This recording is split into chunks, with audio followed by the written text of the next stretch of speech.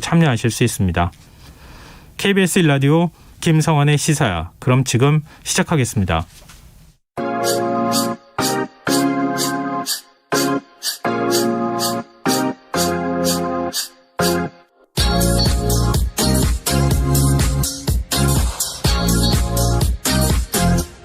KBS 1라디오 김성환의 시사야.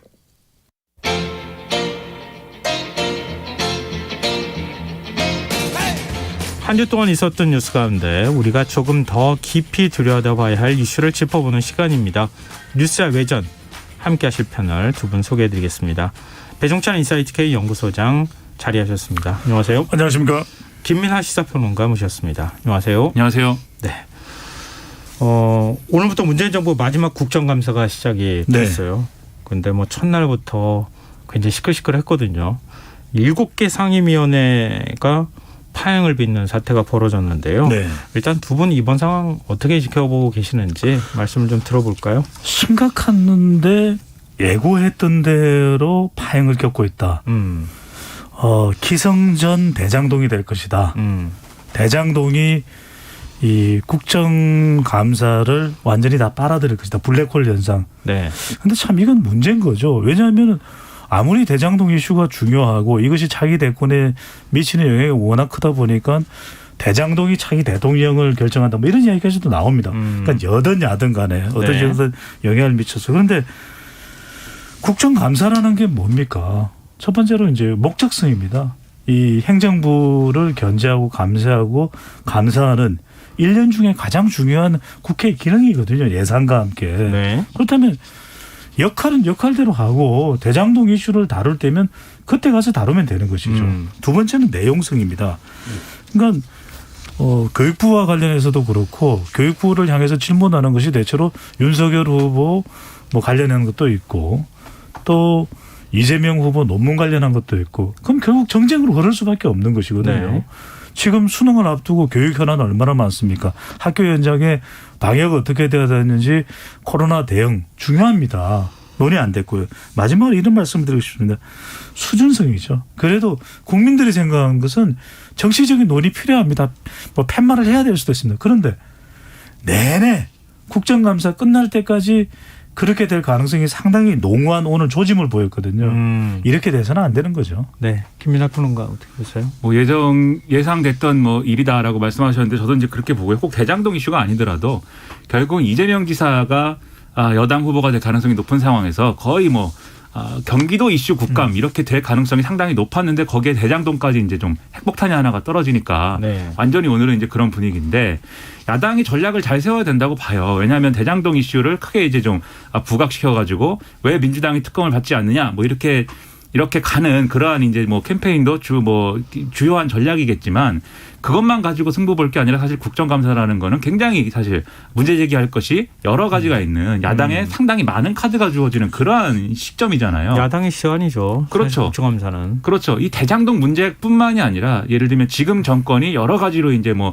실정을 했다. 정책적으로 무리를 했다. 이런 부분에서는 부족했다. 이런 것들이 지적할 수 있는 상당히 광범위한 어떤 그런 문제 제기를 할 수 있는 장이기 때문에 이것을 현명하게 활용해야 될 필요가 있는데 대장동 이슈라는 게 사실 상당수의 어떤 스포트라이트라는 것은 검찰 수사 내용 앞으로는 그다음에 뭐 그것들이 과연 어떻게 진행되느냐 여기에 맞춰질 거여서 지금은 국회가 그거 이상의 어떤 여러 가지 문제들을 발굴하는 게 훨씬 더 유효한 전략일 것이다 그런 생각이 들고요. 그런 점에서 야당이 오늘은 뭐 이렇게 했을지 모르겠는데 하여튼 다음 주부터는 좀 새로운 합리적인 모습을 보여주는 게 필요하다고 봅니다. 이 사실 우리나라 여야가 바뀌면 비슷한 현상이 계속 발생하는데요. 그렇죠. 네. 과거에도 민주당이 이제 그렇게 팻말을 들고 나온 그런 일들도 있기 때문에 오늘 국민의힘 전주의 의원도 당신들도 예전에 그러지 않았느냐 이렇게 또 얘기를 하고 계속 있더라고요. 반복되죠. 네, 이게 어느 한쪽을 사실 편들기가 어려운 반복되는 현상이 발생했는데 조금 더 한꺼풀 들어가서 야당은 왜 이렇게 특검을 강조하고 있다고 보시는지. 지금 아무래도 민주당 입장에서는 좀 방어에 좀 치중할 수밖에 없는 상황이잖아요. 근데 또 민주당은 적극적으로 밀려서는 안 되겠다는 절박감 때문인지 역공을 펼치고 있어요. 이런 현상, 이런 전략에는 어떤 게 담겨 있다고 보시는지. 가장 큰 이유는 이제 대선을 앞두고 이제 주도권을 지겠다라는 것이죠. 이슈로 봤을 때 대장동 개발 의혹은 가장 여권에 유력한 후보인 이재명 후보와 관련이 돼 있다고 보는 거예요. 네. 그러면 이걸 계속 공격함으로써 특검을 하고 국정조사가 되면 결국은 주도권을 국민의힘이 가져갈 수 있는 것이거든요. 그런 이슈의 주도권을 가져갈 수 있다는 점에서 국민의힘에서는 또 계속 공격할 수밖에 없는 것이고, 두 번째로는 결과적으로는 공격이 최선의 수비가 될 수 있는 것이죠. 지금 보면은 곽상도 의원과 관련된 논란도 일파만파 퍼지고 있죠. 한편으로는 이 민간 개발이라는 것이 사실상 논의됐던 것이 이명박 박근혜 때라서, 이명박 박근혜 정부 때라서 역풍이 불 수도 있습니다. 예. 그런데 어떻게 보면은 또 고발사주 의혹과 관련해서 윤석열 후보가 공격을 당하고 있는 시점에서 대장동 개발 의혹으로 이재명 후보를 좀 더 공세를 취하고 수세에 몰리게 하는 것이 또 일종의 반전이 될 수도 있는 것이거든요. 그러니까 예. 무엇보다도 국민의힘으로서는 대장동 개발 의혹이 최대 이슈가 되는 것이죠. 정권 교체를 가능하게 만들 수 있는. 그러니까 더 이 대장동 개발 의혹에 집착할 수밖에 없는 것이죠. 또 어떻게 보면 지금까지 뭐 곽상도 의원 아들 퇴직금 50억 얘기 나온 것처럼 국민의힘이 그렇게까지 정치적 공세를 해서 이 나중에 역풍 받지 않을까 뭐 이런 우려를 하는 시각도 좀 있기는 한데요. 김민하 평론가 어떻게 보십니까? 그래서 사실 더더욱 이제 특검 주장에 힘을 싣는 건데요. 지금 국민의힘이 가장 하기 좋은 주장이 이제 특검, 국정조사 이 주장이죠. 안 받으면 안 받는 대로 왜 안 받냐, 뭐 캥기는 게 있으니까 안 받는 거 아니냐 이렇게 주장을 하는 거고, 받으면 받은 대로 그러면 새롭게 펼쳐지는 어떤 담론의 장에서 자기들이 유리한 고지를 또 점할 수 있고, 그런 주장을 밀어붙여야 사실 곽상도 의원 문제라든가 이런 것들이 덮이는 효과가 나타난다. 그렇죠. 책임론으로 돌아오지 않는 그런 지형을 조성할 수가 있기 때문에 더더욱 이제 특검 주장을 하고 있다고 보고요. 반대로 이제 여당 입장에서는 이 사안이 뭐 사실관계를 다투거나 어떤 누구의 책임이냐 다투거나 이런 것들이 물론 지금 할 수 있는 주장이고 꺼낼 수 있는 카드지만 국민 여론에 있어서는 그게 유효하지가 않습니다. 네. 아무래도 사안의 성격이 이미 이제 뭐 몇 천억대의 뭐 이익을 누가 가져갔고 그것으로 돈놀이 돈잔치했고 뇌물 준 것 같고 뭐 이런 얘기가 돼버렸기 때문에 그 부분에 대한 국민들의 공분이 너무 커서 그렇죠. 이거를 그래서 방어만 한다고 해서 이 해결이 안 되기 때문에 이것은 결국 국민의힘이 범인인 것이고 우리가 아닙니다라고 얘기하는 것 외에는 사실 카드가 또 없는 것 같아요 지금. 네. 그러다 보니까 양쪽이 강하게 부딪히는 그런 결론만 오늘은 나왔다 이렇게 봐야 되겠죠. 네. 한 말씀만 짧게 더 드리면 그렇기 때문에 민주당에서는 이것이 국민의힘 게이트, 국민의힘에서는 이재명 게이트 얘기를 하거든요. 결국 프레임이 될 수밖에 없는 거죠. 계속 서로 간을 공격하면서 그쪽의 책임이다. 원인 유발은 국민의힘이다. 아니다. 이재명 후보 쪽이다.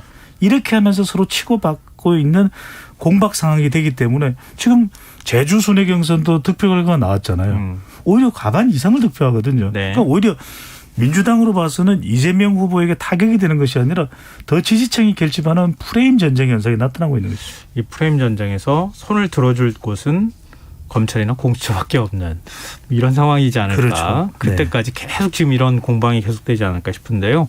제 청취자 1003님께서 국회의원들 자기 일 하면서 싸워야지 엄마 아빠 싸움에 밥 못 먹는 자녀된 기분입니다.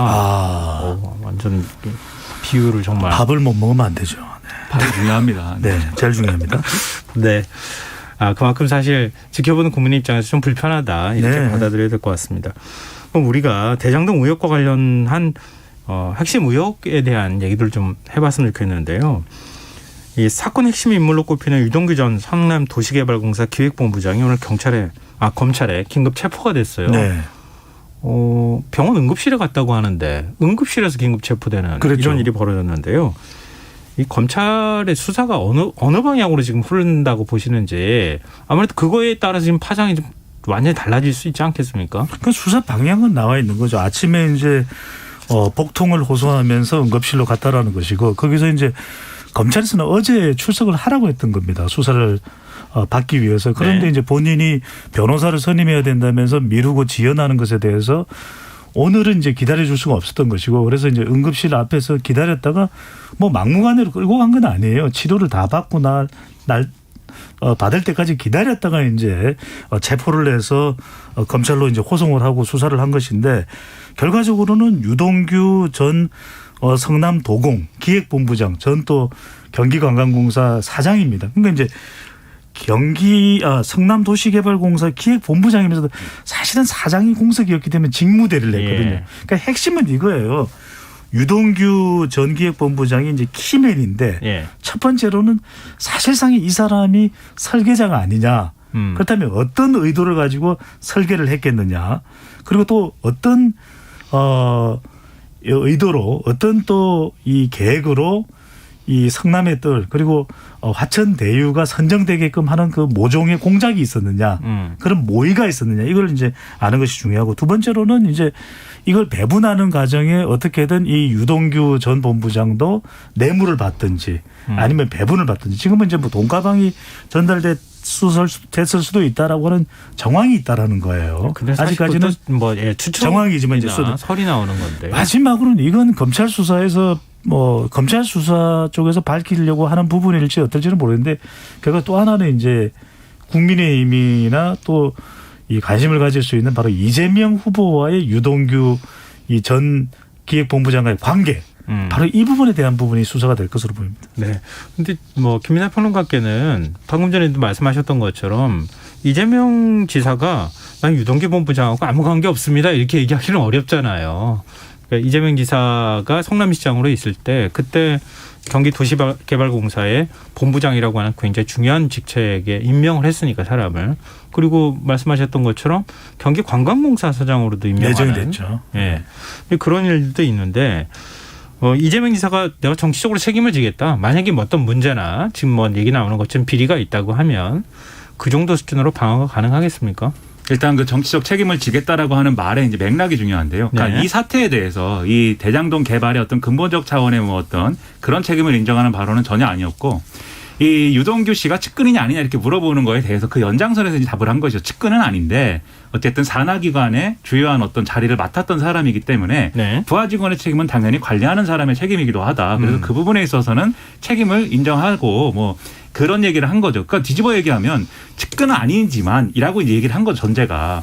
그래서 도의적 책임이나 어떤 최소한의 책임을 사실 언급한 거다. 이렇게 볼 수가 있어서 지금 적극적으로 어떤 이 정치적 책임을 지겠다라고 하는 얘기는 아니라고 볼 수가 있겠는데요. 네. 근데 유동규 씨랑 이제 이재명 지사랑 그냥 뭐 그 정도 사이냐. 여기에 대해서는 사실 의문이 좀 있어요. 왜냐하면 성남시장을 할 때 초기에 이제 성남시장 당선됐을 때 인수위에도 참여한 인사이고 네. 그 이후에 그 이전에도 그렇고 그 이후에도 그렇고 이재명 시장하고 굉장히 밀접한 관계다라는 얘기가 여러 가지로 나왔던 인물인 거는 사실이거든요. 네. 그리고 그런 어떤 맥락이 있기 때문에 성남도시개발공사에서도 실세로 군림을 하면서 뭐 마음대로 했다는 거 아닙니까? 그런 부분들이 있기 때문에 그 부분에 이제 의혹이 남는데 다만 이재명 지사 쪽에서 하고 싶은 얘기는 이런 얘기인 것 같아요. 성남시장이던 시절에 아직 이 화천대유와 관련된 이익 배분이 실제로 실행되거나 그러기 전에 정책을 짜고 뭐 이럴 때는 그랬을 수 있는데 경기도지사가 되고 그다음에 이제 그 관광공사 사장을 하지 않습니까? 예. 그 이후에는 사실은 이제 별로 그렇게 어떤 밀접한 관계가 아니었던 거고 틀어진 관계인 거다. 그렇게 결론이 난 것이다. 예. 그래서 지금 뭐 이재명 지사의 어떤 대선 캠프를 도와주거나 하는 그런 인사는 아니기 때문에 이 유동규 씨의 어떤 비리나 이런 거를 이재명 지사하고 연결시킬 수는 없는 거다. 이제 이런 노래를 접근하고 있는 거예요. 그래서 일도 양단적으로 이 사람은 측근이다 아니다 말하기는 어려운 건 사실이기 때문에 네. 결국은 이 사건이 이재명 지사랑 직접적인 연관이 있는지 없는지로 지금 접근을 해야 되는데 측근론 뭐 이런 것 때문에 사실은 정치적으로 좀 혼란스러워지는 그런 부분이 있는 거죠. 그리고 그 어떤 맥락에서 지금 이재명 지사가 자기 입장 표명을 하고 있다 이렇게 봐야 되는 겁니다. 네. 아까 제가 그런 말씀을 드렸는데 이제 이 대장동 개발 의혹은 프레임으로 흘러가고 있다. 왜냐하면 국민의힘은 이재명 게이트라고 하는 것이고 네. 또 민주당에서는 국민의힘 게이트인데 이미 세 가지 차원을 놓고 보면 관리적 차원에서는 이재명 후보가 사과를 한 거예요.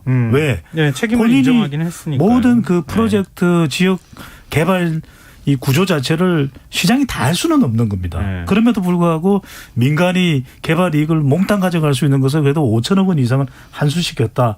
그런데 더 하지 못한 것은 관리에 있어서 부족한 점도 있다. 사과한다. 그런데 두 번째는 저는 이 정치적 사과를 할 가능성도 있다고 봐요. 왜냐하면 이게 유동규 전 기획본부장의 이 부도덕한 또는 부정적인 또 불법적인 이 사실이 규명된다면 이것도 상당히 관리자 측면에서 타격을 받을 수 있기 때문에 이 도덕적 차원이나 심지어 정치적 차원의 문제까지도 이재명 후보에게도 연결될 수도 있다고 봐요. 그런데 제일 중요한 건 법적으로 문제가 있느냐. 그러니까 이재명 후보 자신이 업체가 선정되는데 도움을 주었거나 아니면은 어떤 본인이 직접 받지는 않지만 외부를 통해서 제3자를 통해서 어떤 뇌물을 수뢰했거나 저는 이렇다면 결정적이라고 봐요. 네네. 근데 그렇지 그렇죠. 않은 이상은 네.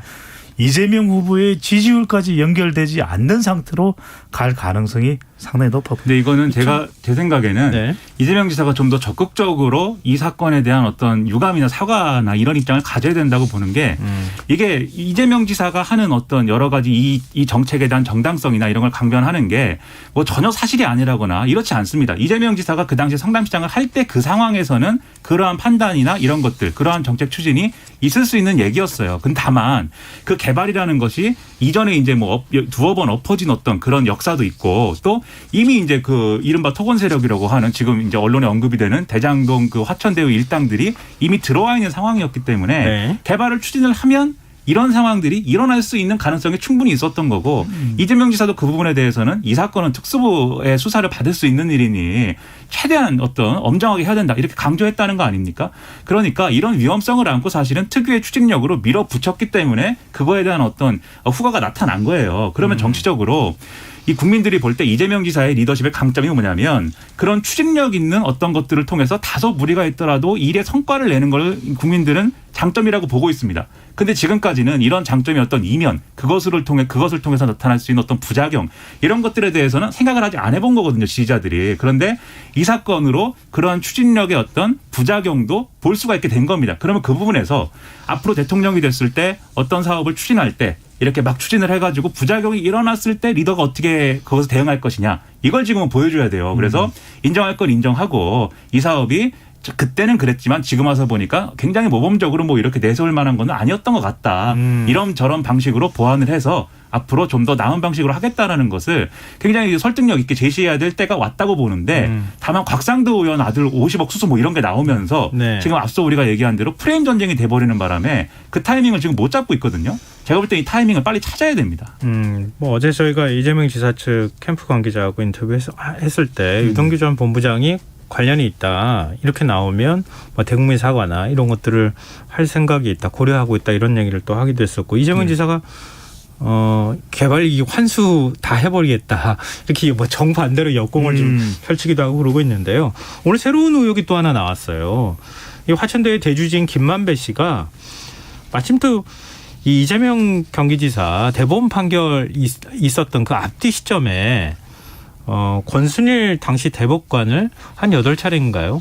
찾아갔다. 그 그렇죠. 기록이 남아있다. 출입 기록이 남아있다. 네네. 이거 가지고 이제 국민의힘에서 적극적으로 뭔가 이게 사법 게이트가 있는 것처럼 이렇게 좀 얘기를 하고 있는데 아직 뭐 거기까지는 나온 상황은 아니니까 이런 표현을 사용하는 건데 네.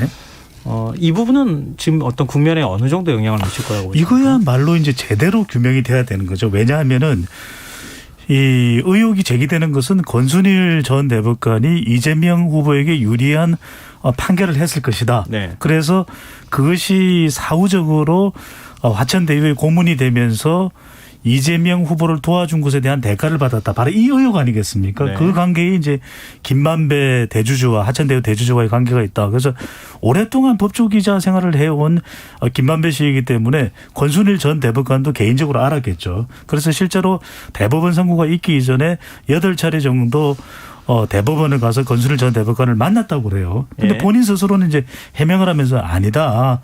나는 그 안에 있는 이발관을 찾아갔었다. 이렇게 이야기를 하는데 그래서 한 언론사에서 단독 취재를 해가지고 이발사에게 물어봤더니 온 적이 또 없대라는 거예요. 이발소에 온 적이 없다. 선고가 내려지는 시점에 전후를 해서 한 2, 3년 동안은 김만배 씨 얼굴을 본 적이 없다는 거예요. 그러면 이발사가 여러 명이면 그럴 텐데 한 명이었다는 거예요. 그래서 이제 그런 사실이 아닐 텐데 여기서 핵심은 이겁니다. 권순일 전 대법관과 김만배와 잘 알았다. 그럼 있을 수도 있는 일이죠. 그래서 이제 두 사람이 만나서 어떤 이야기를 했느냐. 계속 이제 야권에서 공격을 하고 있는 것은 김만배가 가서 권순일 전 대법관을 설득을 해가지고 제발 우리가 사업을 해야 되니까 이재명 이 경기지사를 좀 선고를 도와달라. 예. 그렇게 해가지고 이제 로비를 했다. 이렇게 이제 판단하는 것이잖아요. 의혹을 제기하는데 두 번째는 제가 무슨 말씀드리냐면 객관성이에요. 그때 권순일 전 대법관이 박근혜 전 대통령이 임명을 했던 사람인 것도 있지만 그때 판결을 내렸을 때 이거 정말 예외적인 판결이다라는 것보다는 좀 보수 성향의 대법관으로서 좀 다른 판결을 내릴 수도 있지만 그래도 이성적인 판단을 내린 것 같다. 이런 평가가 있었단 말이에요. 네. 그러니까 권순일 전 대법관도 굉장히 신중할 수밖에 없던 것이 본인이 제일 선임자, 곧 이제 물러날 대법관이기 때문에 제일 마지막에 판결을 내리니까 5대5 동수에서 본인이 이제 판결을 함으로써 6대5가 됐고 이재명 후보의 이제는 무죄 판결이 내려지게 된 것이거든요. 그런 이제 결과가 나왔는데 그때 권순일 전 대법관의 판결에 대해서는 의혹을 이야기하거나 그러니까 이 의견이 합리적일 수도 있다 그런 평가를 받았던 것이고 저는 이 부분에 대해서는 말 그대로 수사를 해보면 됩니다. 네. 사실 대법원 전원합의체에서 어떤 이유로 누가 마지막에 뭘 어떻게 했다 이게 공개되지는 않거든요.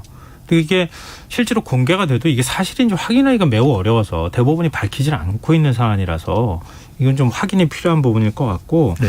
김만배 씨는 권 전 대법관을 인사처한 3-4차례 방문했고 나머지는 이제 법조 출입기자이기 때문에 들어갈 때 일일이 출입신고서에 뭘 적고 이렇게 하기가 불편하니 권순일 대법관 이름 써놓고 들어갔다 이런 취지로 지금 얘기하는 것 같아요. 김민하 평론가는 어떻게 보십니까? 저는 김만배 씨 해명이 뭐 앞뒤가 잘 안 맞는다고 보고요. 예. 그 이발소에 뭐 예를 들면 전 세계적인 뭐 헤어 디자이너가 있는 것도 아닐 텐데 왜 그 이발소만 가겠습니까? 돈도 많은 분이 그럴 리는 없다고 생각하고 권순일 대법관을 만나러 간 거예요. 제가 볼 때는 그거는 거의 팩트의 영역인데 다만 이제 왜 만났느냐가 이제 핵심인 거죠. 이제 시점을 가지고 야당은 의심을 하는데 결국 이재명 지사를 위한 어떤 로비를 해준 거 아니냐 이렇게 의심을 하는데 저는 의심할 수 있다고 봅니다. 근데 다만 그 의심이 사실의 영역까지 가려면 몇 개 건너야 될 징검다리가 몇 개 있어요. 뭐냐면 그러면 그 시점에 김만배 씨는 이미 그 사업, 이 대장동 사업으로 이익을 이제 좀 실현하는 단계였는데 그리고 이재명 지사는 그 당시 성남시장이 아니고 경기도지사였는데 네네. 김만배 씨가 왜 이재명 지사를 위해서 거기까지 가가지고 권순일 전 대법관한테 로비를 하느냐 이게 규명이 돼야 되거든요. 그러려면 자금의 흐름이 나와야 될 거 아니에요. 그렇죠. 그러면. 이재명 지사 돈이 김만배 씨가 관리를 했거나 아니면 김만배 씨 돈이 이재명 지사 돈이거나 그것도 아니면 김만배 씨가 이재명 지사의 무슨 부하거나 뭐 이렇게 돼야 되는데 그런 부분들은 지금 통째로 비어있는 상황이죠. 그리고 여당은 오히려 그거 아마 다른 사건일 거다 이렇게 얘기를 하고 있어요. 네, 근데 그게 뭔지는 모르죠. 그냥 뭐 계속 네. 어떤 뉘앙스만 주는 건데 그래서 반드시 이재명 지사의 재판 거래다라고는 결론을 낼 수 없기 때문에 아직까지는 음모론의 수준의 얘기인 것 같다. 저는 이런 생각입니다. 근데 이제 이런 것만 나오면 모르겠는데 이게 여야가 거의 등치되다시피 자꾸 의혹이 나오는 거예요. 예를 들면 윤석열 전 검찰총장 부친 집을 김만배 씨의 누나가 매입했다고 하는 거는 이건 팩트고 다 인정한 사실이니까. 그렇죠. 그 의혹이 나오니까 이게 서로 이게 지금 뒤섞여 버리는 현상이 나오는 거라는 거죠. 그리고 윤석열 후보도 토론에서 이야기를 했잖아요. 본인이 김만배를 안다고 그랬잖아요. 네, 뭐 네. 3-4차례 안면이 있었다 이렇게 친한 관계는 아니지만 네네. 뭐 이렇게 표현하고 있는데 이게 서로 양쪽에 의심하는 시선들이 지금 있는 상황. 근데 윤 전 총장 부친 집 매각하는 문제는 이제 이렇게 그냥 끝나는 겁니까? 그거는? 이게 계속해서 의혹을 제기하는 쪽에서 즉 여당은 계속 언급을 하고 있죠. 그래서 네. 윤석열 전 총장이 어쨌든 간에 지금 말씀하신 대로 김만배 씨를 알고 그리고 오랫동안 그 검찰에 있었고 또 법조 기자였으니까 관계가 있지 않겠느냐 이 얘기를 여당도 하고 여당만 하는 것도 아니에요 사실. 야당 이 국민의힘 소속인 대권자들 유승민 전 의원이라든가 홍준표 의원도 법조 카르텔 이 얘기를 하면서 공격을 하고 예. 있습니다. 그런데 이게 정치 공방의 소지는 분명히 되고 있고 앞으로도 좀 더 이제 갈 것으로 보이지만 팩트 영역에서는 이 집을 뭐 19억의 매매 계약서가 있고 실제로 오간 돈이 19억이고 네. 이것을 뭐 특별히 비싸게 사준 게 아닌 이상 이게 네. 이제 뇌물이나 이렇게 성립하기는 좀 어려워 보이거든요. 네. 물론 저는 김만배 씨 측에서 어떤 의도를 갖고 그 집을 샀을 가능성은 충분히 있다고 보지만 그 의도가 실제로 어떤 형태로 윤석열 전 총장에게 부당한 형태로 관철이 된 거냐 그거 이제 확인할 수 없는 영역이 지금 있는 거죠.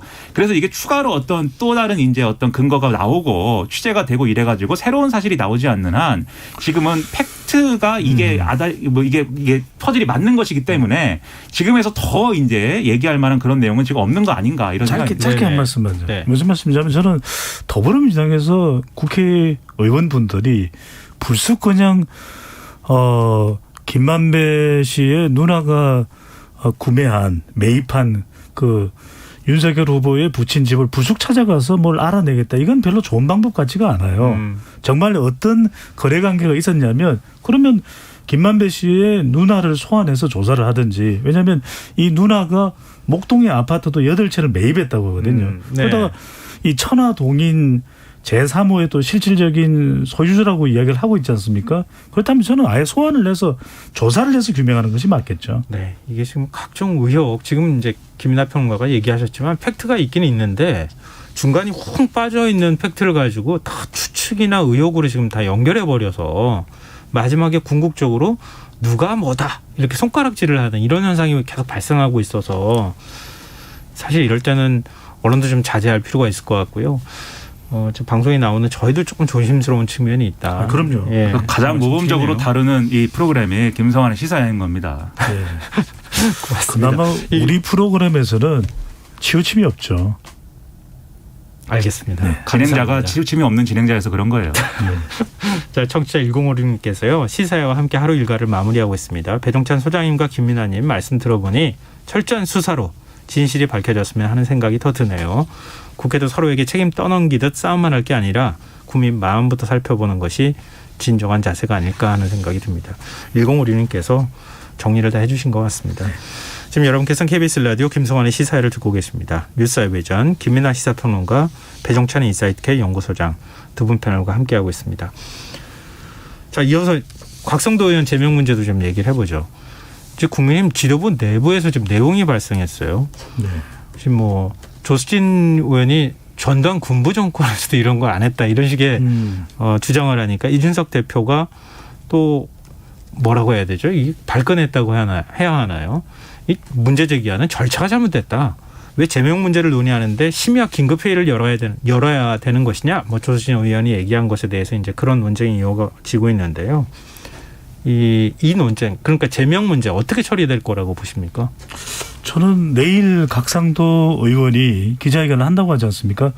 상당히 저는 부담스러울 수밖에 없고 전격적인 거취 표명을 할 가능성이 저는 높다고 봅니다. 왜냐하면 그만큼 자신의 명예도 상당히 이제는 상처를 입은 셈이고 각상도 의원이. 예. 그리고 한 매체가 아들과 인터뷰를 했거든요. 예. 그런데 그 내용들을 들어보면은 거의 대부분이 납득이 안 돼요. 상식적으로 객관적으로. 네.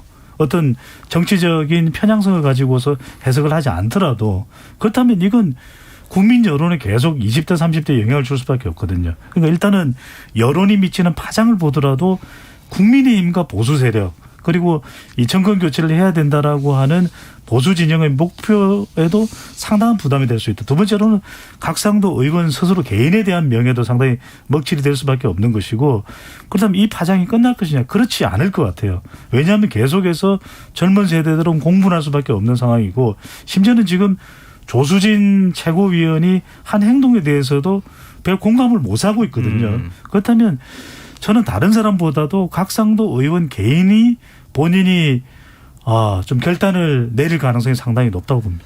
오늘 국민의힘 TV토론에서 후보들한테 제명해야 된다고 생각하십니까? 이렇게 물어보니까 다른 후보들은 전부 동그라미 들었는데 홍준표 후보는 옆으로 세웠더라고요.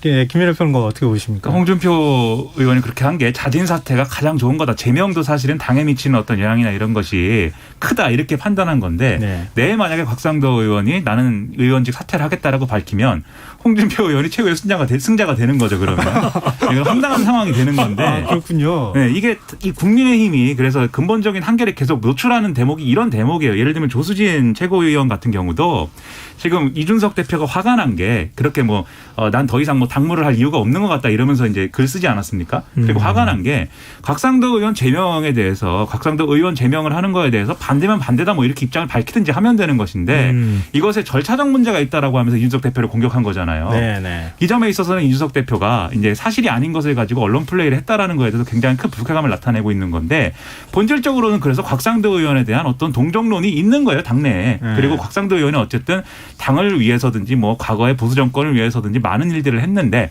이번 사건에 대해서 약간 억울하게 탈당까지 했으면 네. 그 정도 했으면 되는 건데 억울하게 그러면 의원직까지 내려놔야 되는 거냐 이런 여론이 있는 건데 국민 정서하고는 전혀 맞지 않고 특히 이준석 대표가 제명에 대해서는 자기가 얘기를 하지 않습니까? 명분이 제명을 하는 것 수밖에 없는 것이다. 다만 이 제명을 하더라도 당내 의원들을 설득할 필요가 있고 민주당이 특검을 받아가지고 이 길을 열어줘야 되지 않겠느냐 이 얘기를 한 거거든요. 네. 그래서 이 국민 정서하고 전혀 배치되는 어떤 여러 가지 여론들이 여전히 국민의힘 내에 있고 보수 정치가 바뀌어야 될 여지가 여전히 많다는 것을 보여주는 바로 그런 대목이기 때문에 이게 만약에 곽상도 의원이 내일 사퇴를 안 하면은 장기화될 가능성이 충분히 있습니다. 다만 내일 곽상도 의원이 그런 이제 전격적인 판단을 하면 어느 정도는 좀 잃었던 거를 만회할 수 있는 그런 기도한 정도는 여전히 마련할 수 있다 이런 상황인 것 같습니다.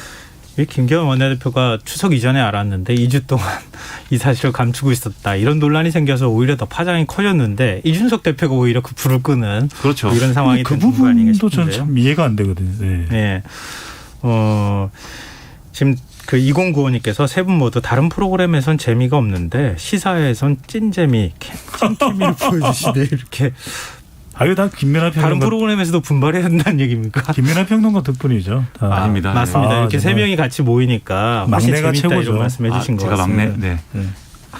어떻게? 네. 그 원래 막내가 막무가내예요. 아니죠. 몸무게로는 제가 최고령입니다. 알겠습니다. 여기까지 이거는 이른바 이제 윤석열 검찰 고발 사주 의혹.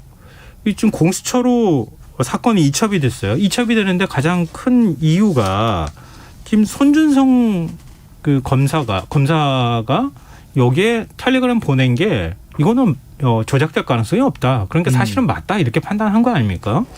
근데 그렇게 따지면은 윤 전 총장 아까 이재명 지사 대정동 개발 특혜 의혹과 관련해서 유동규 전 본부장 문제에 책임을 져야 한다 이렇게 얘기하신 것처럼 윤석열 전 검찰총장도 마찬가지 상황이 되지 않을까 싶어요. 이거 그럴 수 있을 것 같아요. 왜냐하면은 첫 번째로는 수사 내용의 이 정도죠. 왜냐하면은 결과적으로는 선거 개입에 대한 부분보다는 이 직권 남용 부분이 이제 더 강조되기 때문에 공수처로 이제 이첩을 한 건데 저는 이 부분도 좀 충분히 검찰에서 더 추가적인 수사나 포렌식이 제대로 이루어졌다면 더 밝힐 수 있지 않았나 이렇게 볼 수가 있을 것 같고 그런데 이제 공수처로 이첩을 하면서 2명의 다른 검사와 관련된 내용도 이첩이 됐거든요. 그 이야기는 그러니까 정확하게는 이 보낸 이 고발장의 텔레그램 내용은 조작이 아니다. 그렇다면 사실이다. 그렇다면 검찰에서 보내졌을 가능성은 상당히 높다라는 것이고 손준성 검사가 보낸 것이냐 이 부분은 확인이 안 됐어요. 그런데 이제 그렇지 않다고 하더라도 검찰 쪽에서 검사가 작업을 해서 보내진 내용이라는 것은 어느 정도 이제 신빙성이 확보된 겁니다. 그렇다면 이렇게 한 사람이 아니라 여러 명의 검사가 관련이 돼 있다. 그런데 그런 수명이 동시에 작업한 내용이 검찰총장이 모르고 단독으로 될 수 있다. 그렇게 보기는 힘든 거 아니겠습니까? 상식적으로 보더라도. 그러니까 일단은 이 고발사주 의혹과 관련해서도 적어도 받은 사람이 김웅 의원이든 아니면 또 다른 사람에게 보내졌다가 다시 김웅 의원에게 전달됐다 어쨌건 그건 앞으로 수사를 통해서 밝혀지겠지만 검찰과 관련이 있다는 것만으로도 관리의 책임 또는 이 도덕적인 책임은 있는 것이죠. 이것도 사실은 고발 사주 의혹도 대장동 개발 특혜 의혹 못지않게 사실 큰 그 핵폭발적인 사안을 갖고 있는 거잖아요. 왜냐하면 검찰이 선거 직전에 국민의힘과 뭔가 고발장을 주고받는 관계였다. 선거 개입 문제하고도 연결이 될 수 있는데. 그렇죠. 근데 상대적으로 그렇게 큰 이슈가 지금은 되고 있지 못해요. 민주당 입장에서는 좀 한편으로는 답답할 것 같기도 한데요. 김민하 평론가 어떻게 보십니까? 그게 지금 말씀하신 것처럼 이게 대단히 심각한 문제입니다. 검찰권을 남용하고 검찰의 정치적 독립성을 지켜야 된다고 주장했지만 실제로는 야당하고 한편이 되는 방식으로 오히려 검찰 스스로가 검찰의 정치적 독립성을 내버렸다 이렇게 볼 수 있는 사안이기 때문에 심각한 문제인데 다만 국민들이 볼 때 이런 맥락은 좀 있을 것 같아요. 이 대장동 개발로 인한 여러 가지 문제라는 게 실질적으로 이제 부동산 문제인 것이고 결론적으로는 누군가 큰 돈을 벌었다. 이런 것들이 있기 때문에 네. 이게 사실 가져오는 어떤 정서적인 어떤 그 문제가 또 있거든요. 근데 이 고발 사주 의혹과 관련된 여러 가지 사건들은 그게 결국 윤석열 검찰하고 정권이 싸운 얘기 아니냐 뭐 이런 식으로 받아들여지는 그런 부분들이 있기 때문에 지금은 일단 대장동 의혹이 더 크게 불거지고 있는 상황인 것 같습니다. 맞습니다. 그런데 이 대목과 관련돼서 윤석열 전 총장의 법적 책임이나 이런 것들이 규명되기는 어려울 것 같아요. 대선 전까지. 왜냐하면 이거 지시를 했더라도 네. 드러나는 방식으로 안 했을 거기 네. 때문에. 근데 그런 법적 책임이나 이런 걸 떠나서 그 당시 상황이 뭐였느냐, 그리고 그 당시 상황을 윤석열 전 총장은 어떻게 판단하고 있느냐, 그리고 그게 앞으로 예를 들어서 윤석열 정권이 됐을 때 그러면 이제 권력기관과 수사기관들은 어떻게 운영되는 거냐, 이걸 가지고 판단을 해야 되거든요. 그 당시 상황은 완전히 검찰이 뭐 그게 누구 때문이든 간에 정권을 뭐 정권의 공격에 뭐 반격을 하기 위해서든 뭘 하기 위해서든 간에 검찰총장을 방어하고 조직을 방어하고 그다음에 자기들의 어떤 정당성을 찾기 위해서 뭐든지 다 한 것에 가까운 그런 사건이에요. 야당하고 고발장도 주고, 그리고 장모 윤석열 전 총장의 장모라든가 뭐 대응 문건 만들고, 그렇죠. 그런 문건 만들고, 네. 그다음에 언론에 막 이 제보자라고 하는 사람은 나쁜 사람이다 막 이렇게 주고 그렇게 추정되고, 저는 그렇게 추정을 하는데, 그렇게 완전히 총력전을 펼친 그런 사안이기 때문에 윤석열 전 총장의 이거에 대한 입장이 있어야 됩니다. 그때 그거 잘못된 거였다라든지 또는 그럴 수밖에 없었다라든지 그러면 네. 그걸 가지고 국민들이 판단할 거예요. 윤석열 정권은 어떤 정권이다라는 것을. 네, 이 뭐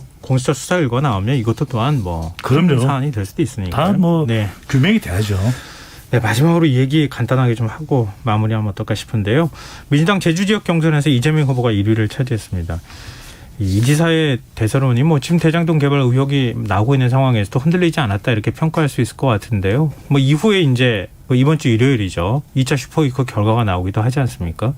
아마 두 분 분석이 크게 다르지는 않을 것 같으니까. 네. 지난주에도 우리가 잘 이분은- 적중했지 않습니까? 예, 그러게요. 두 분 네. 다 말씀이 다 맞았어요. 맞았죠. 네. 배종찬 소장님께서 좀 분석을 하고 전망을 좀 해주시면서 마무리를 하는 걸로 하죠. 예. 결선 투표로 가지는 않을 가능성이 높을 것 같아요. 지금 단계로서는. 네. 그리고 이제 아까도 말씀드렸지만 프레임이라는 것은 결국 유력 후보이기 때문에 초 허리케인급 이슈에 대해서 지지층들이 오히려 지지 기반이 무너지지 않도록 결집하는 것이거든요. 그러니까 대장동 개발 의혹이 이재명에게 치명적일 것이다. 그렇지 않죠. 고발 사주 의혹이 윤석열을 무너뜨릴 것이다. 그렇지 않고 결국 프레임 전쟁으로 가고 있다는 겁니다. 네. 그렇다면 오히려 이재명 후보가 결선에 가지 않고 이제 10월 10일 날 결정이 되면 이게 상당히 흥미로워요. 왜냐하면 이 최종 후보가 10일 날 결정되면, 이번 달 10일 날 결정된다면 그 이후에 경기도 국정감사가 있거든요. 과연 경기지사직을 계속 유지하고 이런 공세에, 정치적 공세에 방어를 하느냐, 아니면은 이건 뭐 가정입니다. 아직까지 후보 결정된 건 아니니까요. 지사직을 사퇴하고 대선 후보로서 대응을 하느냐, 이 갈림길에 서 있는 거죠. 네. 이번 주 일요일이 매우 중요한 날이 되겠다. 그렇죠. 민주당 경선에 있어서 대략 그 민주당의 대선 후보가 누가 됐는지 윤곽이 좀 잡혀가는 그런 상황이 아닐까 싶습니다. 그리고 청취자 4222님께서 강북구에 천둥, 번개, 소낙비, 바람, 이 무슨 장맛비처럼 쏟아져요. 놀랐습니다. 네네. 이런 좀 문자 제가 올 때 보내주셨는데요. 비가 왔었어요. 아, 그래요? 네. 지금 현재 서울, 인천, 충청남도 지역에 강풍주의보가 발효가 됐다고 합니다. 천둥, 번개, 비 내리는 지역도 있다니까 바람과 비 피해 없도록 주의하셨으면 김이나 좋겠습니다. 평론가 조심해야겠네요. 그렇죠. 조심하겠습니다. 가실 때 조심하시기 바랍니다. 그리고 청취자 여러분들께서도 피해 없도록 좀 주의하셔야겠습니다. 뉴스의 외전 오늘 여기까지 하겠습니다. 지금까지 김민아 시사평론가, 배종찬 인사이트 K 연구소장 두 분과 함께했습니다. 좋은 말씀 고맙습니다. 고맙습니다. 감사합니다.